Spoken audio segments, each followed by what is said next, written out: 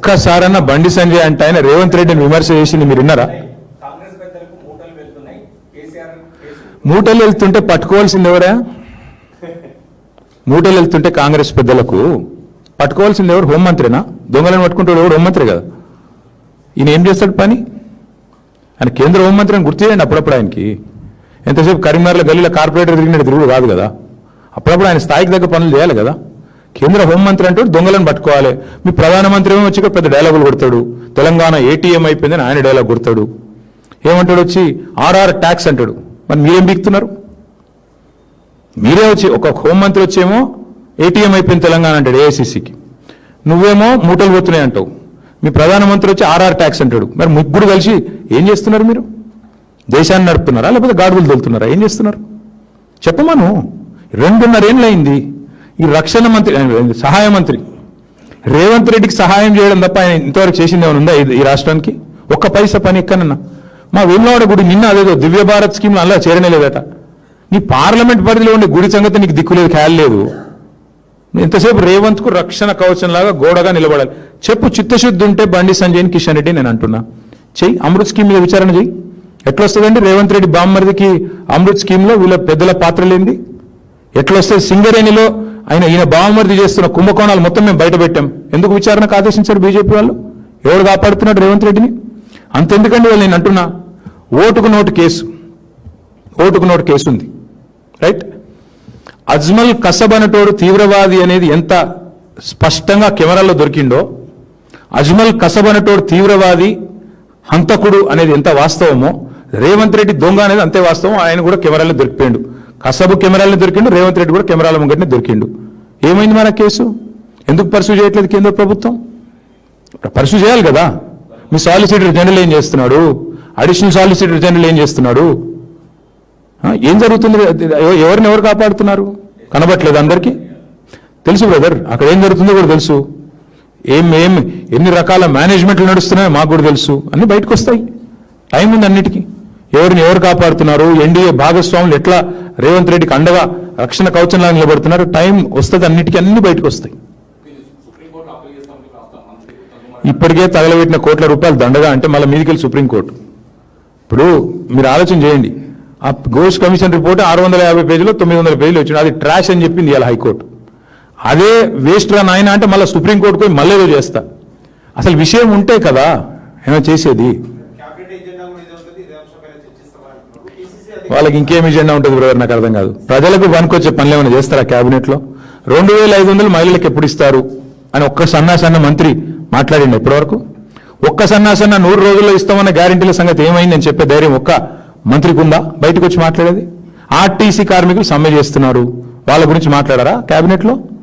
ఏది ఉండదు. అయ్యా ఆర్టీసీ కార్మికులను కేసీఆర్ గారు గవర్నమెంట్ ఉద్యోగులుగా గుర్తిస్తూ క్యాబినెట్ నిర్ణయం తీసుకొని ప్రకటించాం మేము. ఎందుకు అమలు చేయట్లేదు మరి మీరు? అపాయింటెడ్ డే డిక్లేర్ చేస్తే చాలు.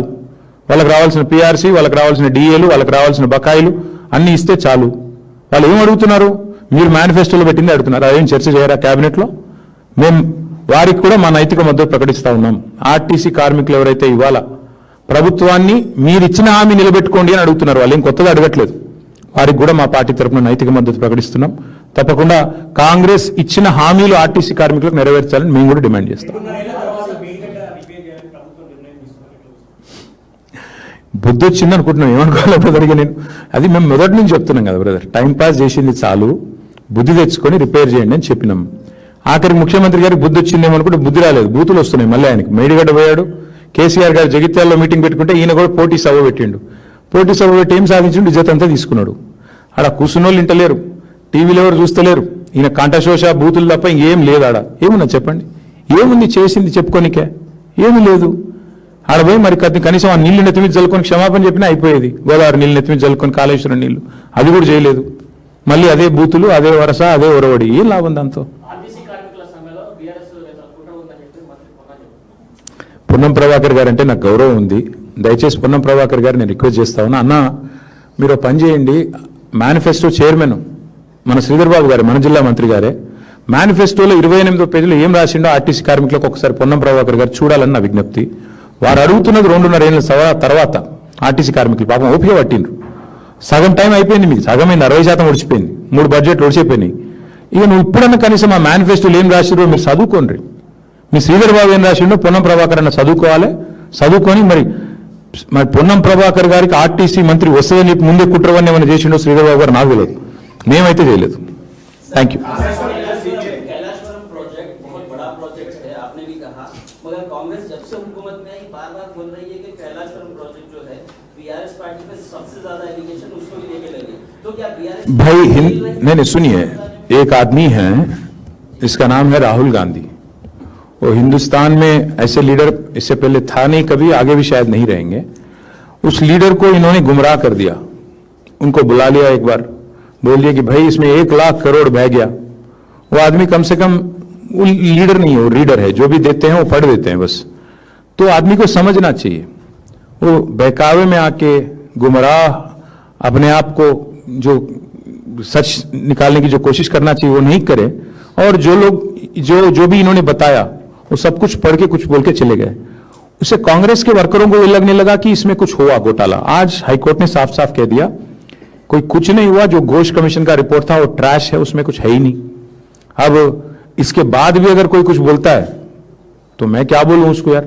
मैं बस इतना ही कहूंगा कांग्रेस पार्टी से कि आप 2.5 साल हो गया, आपका 50% तो टाइम हो गया.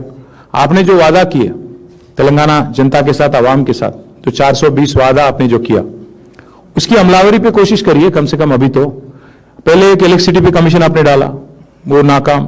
फिर अभी ये आ गया, इसको भी हाईकोर्ट ने ठुकरा दिया. तो अब फिर बेकार की कोशिशें जो हैं आपकी, हर कोशिश में आपको यही आपको नतीजा मिलेगा. इसीलिए आप ध्यान दीजिए गवर्नेंस पे, गॉसिप्स पे नहीं. आप गवर्नेंस पे, आवाम को जो 420 वादा जो आपने किया था उसकी डिलीवरी पे आप ज्यादा जोर दीजिए, ताकि कम से कम आपको ऑपोजिशन का स्टेटस तो मिले अगले इलेक्शन में. बस थैंक यू. सीबीआई విచారణ చేయాలని అవసరమైతే ఢిల్లీలో ధర్నా చేస్తామని పిసిసి అధ్యక్షుడు మహేష్ కుమార్ గౌడ్. ఎఫ్బిఐ అని అమెరికాలో ఉంటుంది బ్రదర్. పోయి వాషింగ్టన్లో ట్రంప్ ఉంటాడు, ఆయన ఆఫీస్ ముంగట మొత్తం రేవంత్ రెడ్డిని సచ్చగా కూర్చోమని ఆమరణ దీక్ష బాగుంటుంది. ఎఫ్బిఐ లేకపోతే సిఐఏ ఇంకా 2-3 సంస్థలు ఉన్నాయి ఇటువంటి, వాటి కోసం ఆడపోయి మంచిగా ఒకవేళ ధర్నా కాదు, నేను అనేది రేవంత్ రెడ్డి గారు నిజంగా చిత్తశుద్ధి ఉంటే పోయి మంచిగా ఢిల్లీలో కాదు వాషింగ్టన్లోనే మంచి ఆమరణ దీక్ష చేయమని. నేను ఎందుకు వద్దంటే బ్రదర్ చేయమని. కోర్టు తీర్పిచ్చినాక సిగ్గు లేకుండా ఏం మాట్లాడుతున్నారు? ఘోష్ కమిషన్ ట్రాష్ కమిషన్ అని చెప్పింది కోర్టు, చెత్తబుట్టలో పరేమని చెప్పింది. ఇంకేం మాట్లాడతారు నాకు అర్థం కాదు. మాట్లాడడానికి సిగ్గన్నా ఉండాలి. Thank you.